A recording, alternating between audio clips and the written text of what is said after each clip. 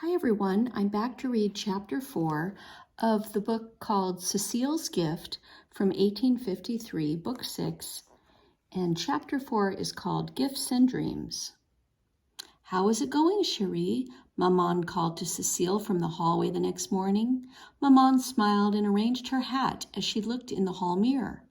Fine, Maman, Cecile answered untruthfully. She was heading toward the courtyard with Cecile in her hand. She had spent hours looking through the little book, searching without success for a poem that would be easier for Perrine and the other children to understand. Marie Grace's suggestion kept coming back to her, but Cecile couldn't seriously consider it, not with only 3 days left. Maman slipped what looked like a long list into her purse. I'm going to Madame Brulier's, and I must arrange a fair price for the meat that our club will be serving at the food tent. Maman blew Cecile a kiss. Keep practicing, Cherie. We're all working very hard, but remember that it's for the best of causes. Non?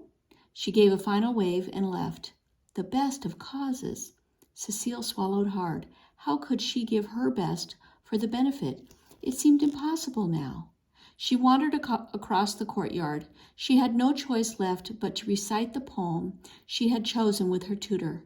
She decided sadly she must do the best she could with it. Perhaps she could practice for Matilda. The cook stood at the wide wooden work table in the kitchen, holding a scoop of shelled pecans in one hand. The table was spread with bowls. Matilda's kind brown eyes smiled at her. Reciting again, she asked, glancing at the little book in Cecile's hand. Cecile nodded miserably. Matilda squinted at her. Perhaps you are working too hard, Cherie. Come take a break. Help me get the spices ready for my cakes.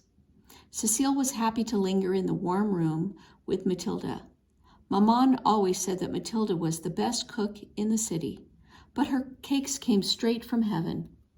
Today, Matilda was making 20 fruitcakes to sell at the benefit. Matilda wiped a floury hand on her apron and patted Cecile's shoulder. If you are a good helper, maybe I will give you a little sample of my cake. Cecile pressed against the table's edge. There were shelled pecans and dark raisins to chop and cinnamon sticks to be crushed. Knobbly fingers of ginger root and brown nutmeg were waiting to be grated. She closed her eyes for a second, almost tasting the flavors, blended into a sweet, moist slice of cake. Cecile opened her eyes and picked up one of the small, round nutmegs. As she began to grate it, the delicious smell of the spice surrounded them. Matilda, Cecile asked, how did you become so good at cooking? Don't know. My Grandmarie took me into the kitchen when I was small and let me taste and smell. Very soon I was standing on a stool cooking. And just like that, you did it? Cecile couldn't resist stopping to swipe a few raisins to pop into her mouth. Matilda folded her arms and gave Cecile a warning look. Then she smiled so that her eyes crinkled at the corners. Grandmarie said I had a gift for cooking. A gift? Here's a picture.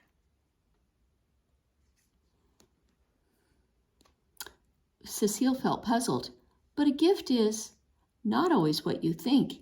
It can be something that comes natural to a person. Matilda stopped, glancing at Cecile's confused frown. I see food, I smell seasonings, and I just know what goes together to taste good. She chuckled softly. That doesn't mean I always got things right at first, but I like to practice and learn. Cooking is easy for me. My Grandmarie was right. It's my gift. It makes me happy, and it lets me make other people happy too. Cecile slowly pushed the nutmeg back and forth against the grater. What was it Marie Grace had said about singing with Madame Ocean? She enjoyed it because it was easy, or it was easy because she enjoyed it. I want to make people happy, Cecile said. That's why I want to get my poem right. I want to do my very best. She grated faster and faster as she spoke. Watch now, Matilda put a gentle hand on Cecile's arm to stop her from grating so furiously. Cecile looked at her sheepishly. Everything is best when you put love inside, Cherie. Everything? Cecile asked, setting the grater down. Matilda lifted the small bowl and dumped the powdery spice into her batter. Yes, indeed, she said, turning to Cecile and looking unexpectedly serious. Everything. That night, Cecile dreamed that she was standing on the clouds, and all around her were bright blue sky. A flock of birds surprised her. The sweet singing nightingales fluttered their wings all at once, and Cecile laughed with joy. Then in the blink of an eye, the birds changed into people. Matilda and Marie Grace and Monette were there, and Maman and Tante Tay, and even Perrine. They were smiling and tugging her. She felt their love, and she loved them back. Something soft brushed her cheek. It was a feather from Maman's hat. Maman plucked the feather out of her hat and held it out to Cecile. Your gift, Maman whispered to her. Cecile looked up to thank her mother, but she was gone. When Cecile looked down again, the feather had changed. It had become a writing pen. Cecile's eyes flew open. Her gift. Suddenly she understood. She loved to talk and tell stories, just as Grandpierre had said. Words were her gift, the words that came from her own heart and mind. It was easy for her to make people happy with her words. All at once, Marie Grace's advice made sense, and Cecile knew what she must do. She threw back her covers, drew a shawl over her shoulders, and headed for her brother's room. His door at the end of the balcony was closed. Cecile rapped impatiently. Who's there? Armand called sleepily. It's me, Cecile, she whispered, rubbing her hands together against the brisk early morning air. Armand swung the door open. He was wearing his nightshirt and robe. Cece, is something wrong? Non, en compte, listen. I need to borrow something to write with. What? Armand stifled a yawn.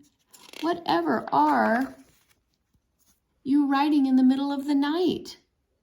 It's almost morning, and I'm going to write my poem for La Celebration. Armand snapped wide awake.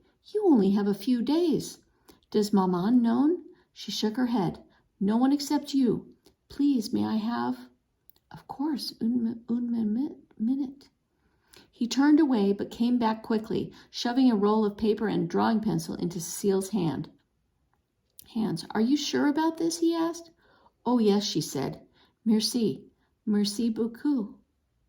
Cecile tiptoed down the back stairs to the courtyard. The morning light was rising with a soft glow over the rooftops. She looked up at the pale sky, and then she sat at the little iron table and began to write. The words flowed. Some she crossed out, but she tried others until they were just right. She knew that she wouldn't need to memorize this poem because each word was imprinted in her heart.